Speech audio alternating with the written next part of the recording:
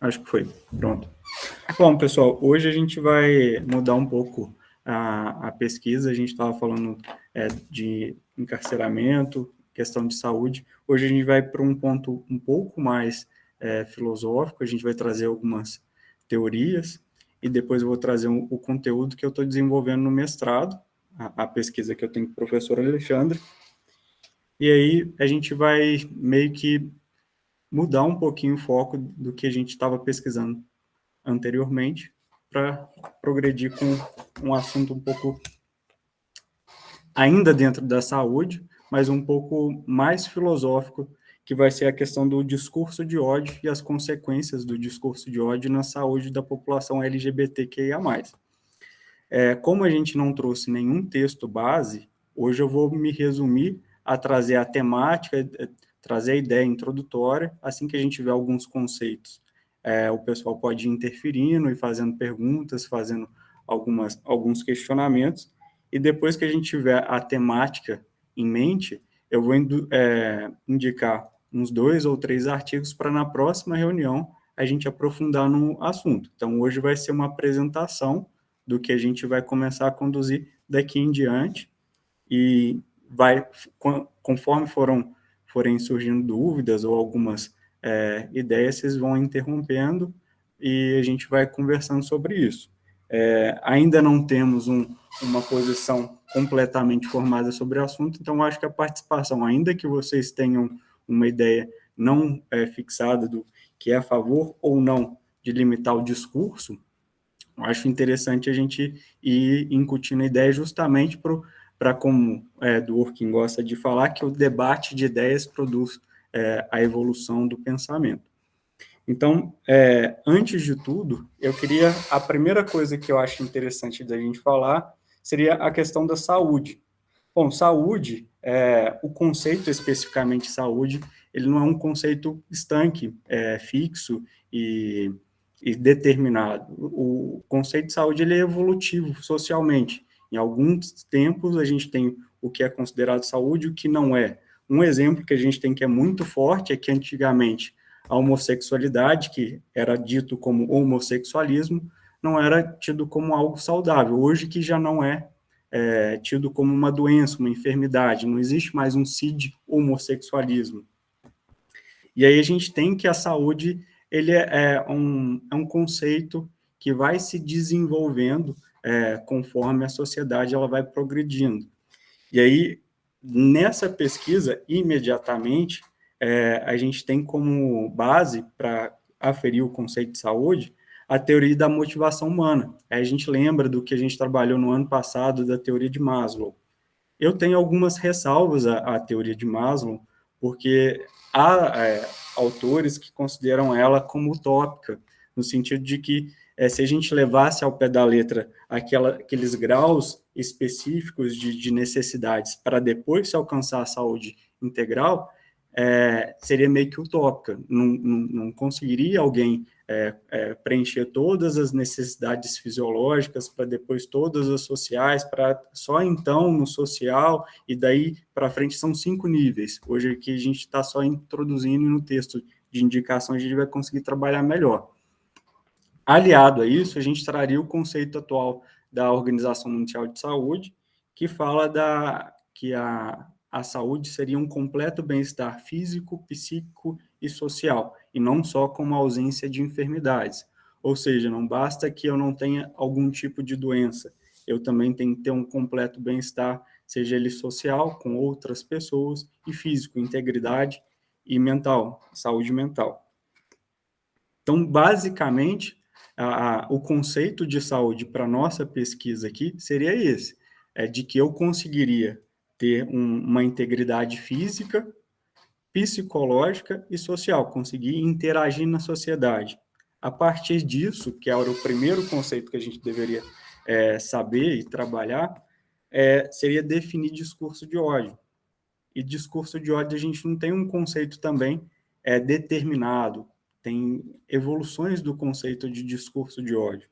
Mas aqui, para a pesquisa, imediatamente, a gente teria a caracterização do discurso de ódio como a exteriorização consciente. Então, assim, é uma pessoa que desfere conscientemente um tipo de ataque no intuito de ameaçar, humilhar, ridicularizar, discriminar e perturbar a paz de determinada pessoa ou grupo específico. Então, assim, nessa caracterização que a gente está dando agora de discurso de ódio, a gente consegue perceber a ausência de ideias. A pessoa que manifesta que ela não está transferindo uma liberdade de expressão porque ela não tem uma ideia, um desenvolvimento, um raciocínio, alguma coisa para complementar no discurso dialógico. Ela simplesmente pretende desferir um ataque. E esse ataque, geralmente, a gente consegue ver como, no caso, a hipótese que a gente tem aqui no trabalho é de que esse discurso de ódio, ele causa consequências na vítima. E essas consequências a gente consegue caracterizar em 3 esferas, seja a física, a mental e a social. A gente pode dizer que esse ataque pode ser mental, porque a partir do momento que a pessoa ela recebe discurso de ódio, ela pode ter incutido na mente dela, no autorreconhecimento dela, uma depreciação própria, de não ser digno de igual direito e condição dentro da sociedade. Ela fica como um cidadão de segunda classe. Quando ela adquire esse rótulo de cidadão de segunda classe, as outras pessoas da sociedade ela não tendem a relacionar com ela. E nessa esfera, a gente também teria a situação de ofensa, a segunda possibilidade de ofensa à saúde, que seria a social. E quando isso vai evoluindo, pode acontecer que membros da sociedade tentem, de alguma forma, retificar essa pessoa tida como inferior, diferente, nada. E nessa situação pode acontecer de ataques físicos. E aí um exemplo emblemático que eu costumo falar na situação do discurso de ódio é, por exemplo, se eu fosse na rede social de alguém que é heterossexual e postasse a foto de uma lâmpada fluorescente, nada significaria. Mas se eu fosse na rede social de um LGBT e postasse simplesmente a lâmpada fluorescente, todo mundo sabe o que significa. Então, esse também é um símbolo da agressão física oriunda do discurso de ódio, porque ela só aconteceu por conta do preconceito. E essa questão das obstruções, elas são trabalhadas numa teoria que chama teoria dos atos de fala, onde falar também é agir. E esse agir, muitas vezes, eles são imediatos à fala. Então, assim, para além da questão do discurso de ódio, se eu desse um exemplo aqui, para ficar mais próximo dessa teoria dos atos de fala, eu falaria o seguinte: quando você casa com uma outra pessoa, após você falar um sim ou não, ou manifestar sua vontade, se for sim, o juiz de paz ele vai declarar casado, e dali para frente estão casados. Então, performou a fala em fato. Só um minuto.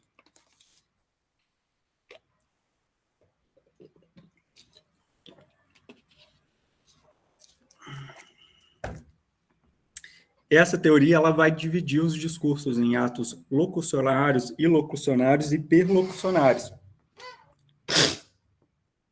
E pela conjuntura de todos esses conceitos que eu trouxe, a gente propõe a ideia de que o discurso de ódio seria ferramenta suficiente para obstruir a saúde integral da população vulnerável, que nesse caso aqui, o ponto de pesquisa seriam os LGBTQIA+.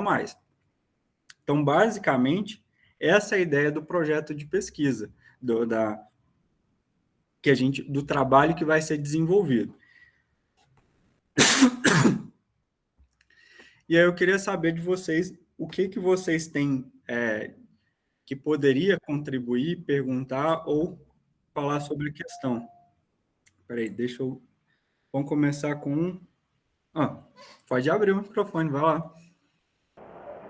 Olha só, pessoal, só para a gente poder começar a problematizar as questões, uma coisa que eu até já falei com o Wagner, que ele vai trabalhar, inclusive, é que quando a gente está falando do discurso de ódio, a gente está falando de formas estruturais de discriminação e que, para a nossa questão aqui da saúde, a ideia é a seguinte: isso vem sendo trabalhado já por vários setores, tanto no direito quanto na saúde. Quando você tem formas estruturais de discriminação e de exclusão, você aumenta a vulnerabilidade. O que antigamente se falava de grupos de risco, né?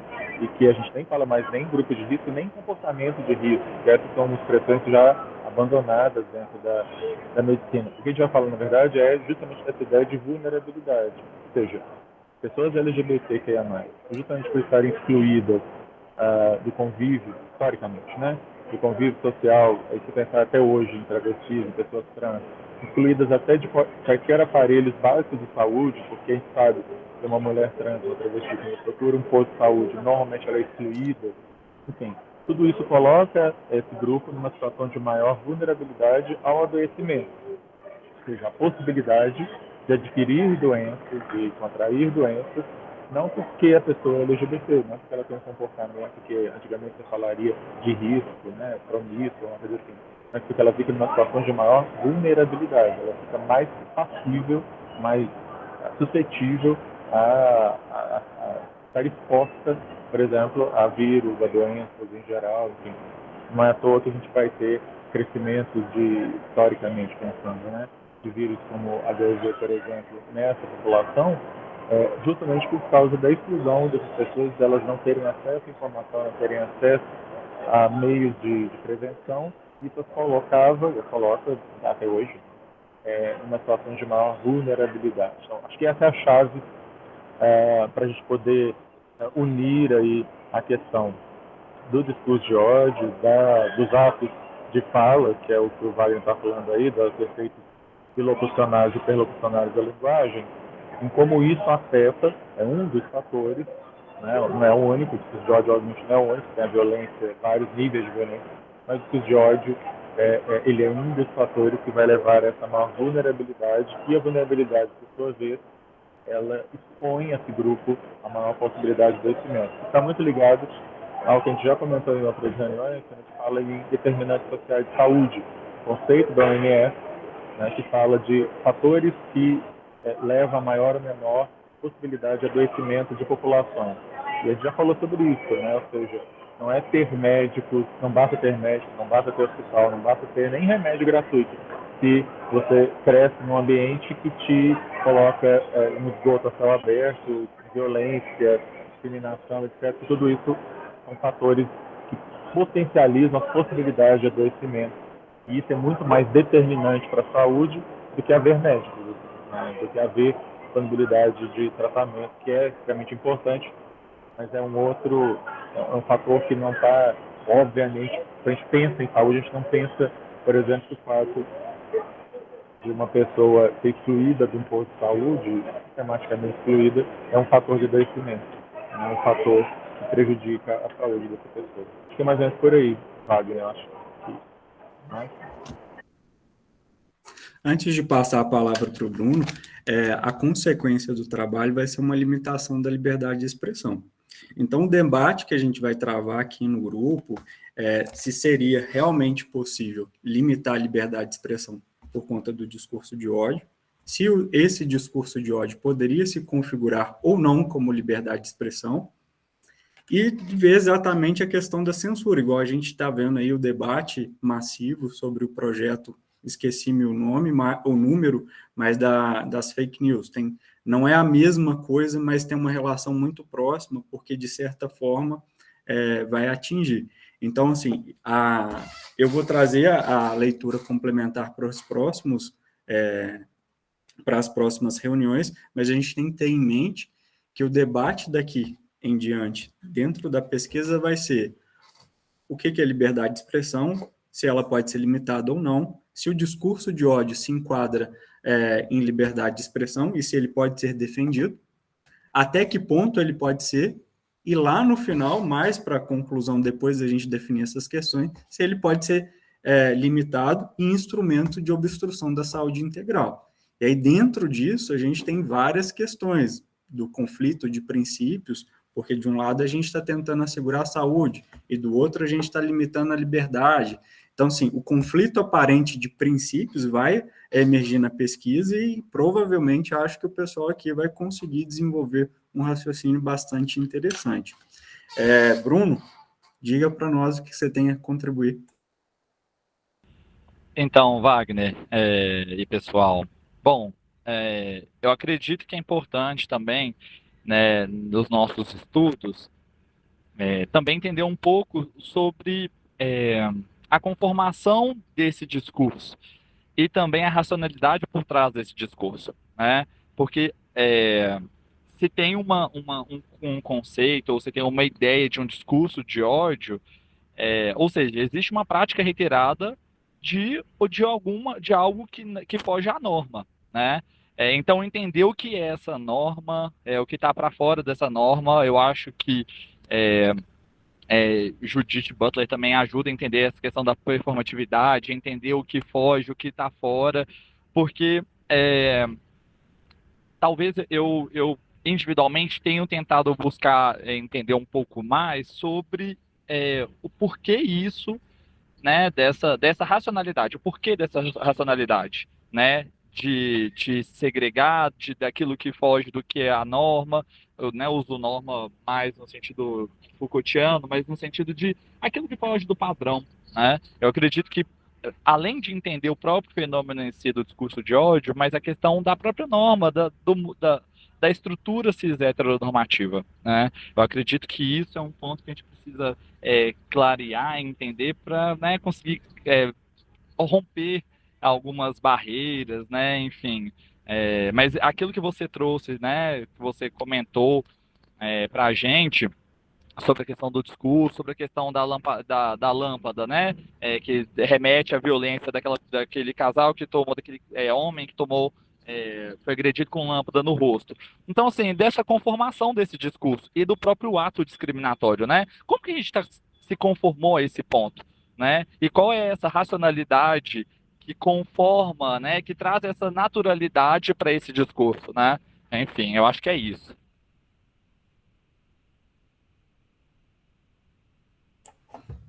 Mais alguém tem alguma coisa a complementar?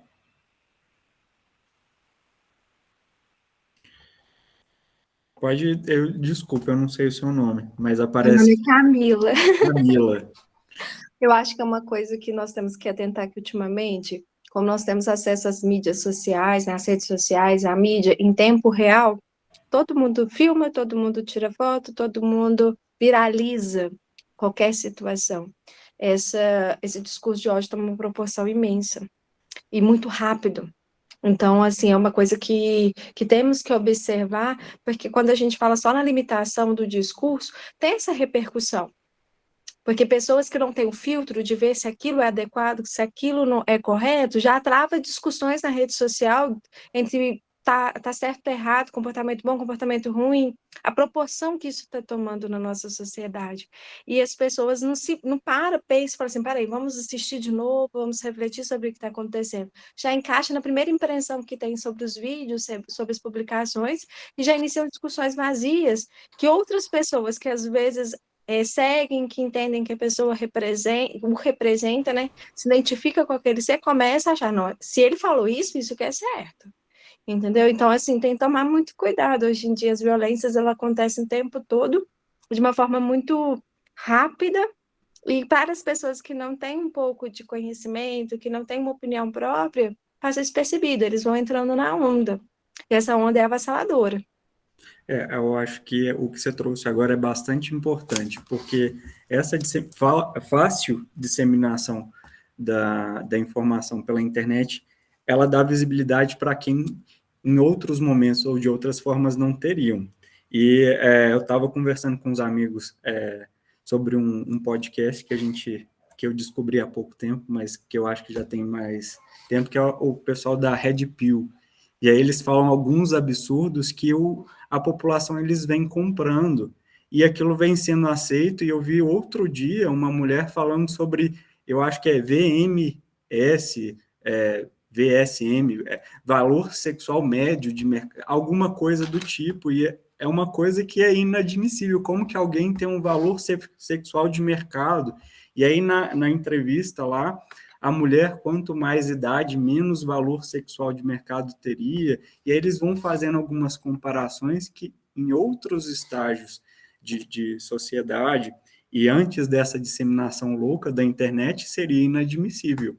E aí, então, muita gente está tendo voz por essa facilidade. Pode falar. Eu ia só complementar a questão disso, é essa racionalidade, que racionalidade é essa que se propaga um discurso, né, através da internet, que dissemina as coisas de forma tão rápida, e é isso, o problema é esse, o problema é essa ideia, como ela está sendo construída, né, óbvio que tem um componente aí do neoconservadorismo aí crescente, né, mas é entender porque eu acredito que só combater pode limitar criar outra forma do mecanismo da vazão para esse discurso de ódio, entende? Enfim, bom, é só uma pontuação. Pedro? Oi, gente, vocês conseguem me ouvir? É que eu tive que trocar de microfone. Aproveitando esse gancho que o professor Alexandre trouxe aqui no chat, sobre quantos casos de adolescentes LGBT se mataram, se automutilaram em razão do discurso de ódio, tem um ponto que a gente pega, por exemplo, no projeto de prevenção ao suicídio na universidade a qual eu faço mestrado, que a gente se atenta muito ao discurso, tanto o verbal quanto o não verbal. Porque quando a gente vai analisar dentro da política escolar, no sistema educacional, sobre os mecanismos de amparo e proteção às violências e ao discurso de ódio, a gente sempre tem o primeiro clássico público que a gente acha que vai ter contato, que é o pessoal preconceituoso, o discurso conservador, o discurso de ódio clássico, mas a realidade acaba sendo o velado pelos panos. Que pano seria esse? O pano de mantém um discurso, entre aspas, o politicamente aceito para o Twitter, que é o que a gente costuma trazer dentro do projeto, mas dentro da própria política institucional, a gente começa a ver algo diferente, não apenas na fala, mas o não visual. E o visual em si, por exemplo, quando a gente está lá, entra numa escola que a gente constata um caso de homofobia e transfobia principalmente, a gente começa a ver os seguintes pontos. O uso do banheiro com a performance de como está sendo a utilização do sanitário. Qual que é a placa que está lá? Como que está sendo disponibilizado no caso de São Paulo, a gente trabalha diretoria de ensino, mas as delegacias de ensino médio. Como que elas disponibilizam as cartilhas e manuais para combate à discriminação e bullying dentro das escolas. E quando a gente vai ver o material totalmente, visualmente, cheio de falhas, cheio de outros pontos que vão estimular tanto a discriminação homotransfóbica, como principalmente capacitista. Por exemplo, o que a gente costuma ver, não somos preconceituosos, não somos isso, não somos aquilo. Nós temos até uma cartilha aqui de falas antirracistas, falas anti-homofóbicas e transfóbicas. E aí, quando a gente vai olhar bem, o que eles fazem? Chega uma aluna trans, chega uma aluna não binária, o que eles fazem? Pega esse aluno e fala, olha, o uso do banheiro está tendo caos, está tendo isso, está tendo aquilo, vamos fazer uma política de conscientização dentro da escola, com servidores, alunos responsáveis? Não, colocam todo mundo dentro do banheiro para pessoas com deficiente. Meio que sucateiam todo um sistema de amparo para pessoas muitos com um discurso capacitista e vão fazer isso. Isso é um dos exemplos que a gente tem do discurso não verbal quando a gente vai falar sobre essa questão do discurso de ódio. E isso amplia principalmente quando a gente vai trabalhar dentro da política pública interiorana do estado de São Paulo, porque o pessoal não está formado, não está capacitado. Dentro das unidades de saúde, por exemplo, o que a gente já conseguiu constatar quando a gente vai fazer uma formação, por exemplo, com técnicos e servidores da enfermagem, sem ter contato com os médicos. Ter uma visão deles no atendimento para pessoas trans e uso do nome social. Primeiro que eles pegam uma cartilha bem antiga do Ministério da Saúde sobre a identidade do uso do nome social, mas quando vai aplicar, fala, olha, quando vocês forem trabalhar o nome social, é só vocês verem quem parece mais mulher, quem parece mais homem. E é um discurso que eles soltam isso. E aí eles tentam ter aqueles trejeitos verbais maravilhosos, tentam trabalhar a triagem adequada quando eles vão fazer a anamnese, mas eles pecam em outras coisas que vai estimulando um novo discurso dentro dos próprios funcionários, ao ponto de rolar até demissão, algumas cidades que eu trabalho. Então, por exemplo, um profissional dentro do esporte, era só um zelador que não recebeu nenhuma formação, viu 2 rapazes juntos, já entendeu que eram homossexuais, já começou a proferir as coisas, e aí foi indo, demitiram ele por homofobia. Só que quando a gente foi olhar a gestão dentro daquela Secretaria de Esporte, era outra novela. Era ainda aquele negócio, banheiro rosa, banheiro azul, era ainda aquele negócio de... Teve uma cartilha que eu nunca vou superar. Na cartilha ainda estava, com a data de 2023, a sigla GLS. Eu achei aquilo muito piada. A gente levou isso pro projeto e falou assim, olha gente, GLS, Povo Alegre. Porque não era uma realidade fora do comum. Eles tentam seguir uma linha de combate ao discurso de ódio, mas eles continuam propagando de outras formas. E às vezes muito mais intencional, porque o medo principal deles é gerar provas para evitar a criminalização e o processo com o Ministério Público. Ponto. De resto, o que eles puderem continuar perpetrando alguma violência, alguma discriminação, eles continuam e vão buscar. O mais importante, pelo que a gente conseguiu levantar, é o medo do Ministério Público. Não enchendo o saco do Ministério Público, eles tocam o barco da maneira como que eles querem. E esse que é o principal problema quando eu vejo no debate sobre discurso de ódio dentro desse público. O que vocês acham? Pedro, você tem publicação sobre isso? Você tem dados publicados sobre isso? A gente tá para publicar, se eu não me engano, nós mandamos para 3 revistas, uma da Unicamp, uma da própria instituição, que é a Universidade de Taubaté, que a gente ainda estava produzindo os dados. A gente começou a coleta em dezembro do ano passado, finalizamos agora nesse mês de abril, e algumas a gente já tinha mandado para publicação, mas ainda a gente não tem nada pronto assim para ser divulgado. O máximo que a gente tem é dentro dos debates das coletas que nós estamos ainda realizando pelo projeto. As publicações oficiais ainda estamos aguardando. Eu acho que o Wagner vai ter interesse aí nesses dados. Ótimo, qualquer coisa eu posso tentar ver da gente já pegar alguns materiais básicos que nós utilizamos, eu já encaminho para o Wagner. Perfeito, vai ser de grande valia. Eu mando o meu contato, acho que está lá no grupo já, é fácil de encaminhar. Pessoal, mais alguém para trazer alguma situação? Bom, eu acho que a delimitação do assunto é basicamente essa. O que eu pretendia propor para o pessoal é trazer realmente os textos base para a gente não ficar trabalhando muito no senso comum, ter uma bagagem de falar assim, olha, é isso por causa disso, estou com base naquilo, e aí essa é a finalidade do grupo de estudo, realmente disseminar conhecimento e não senso comum. Então, de imediato, o recorte da pesquisa vai trabalhar o discurso de ódio na internet, porque, como foi bem trazido pelo Pedro, existem várias formas de exteriorizar o discurso de ódio, não só pela fala,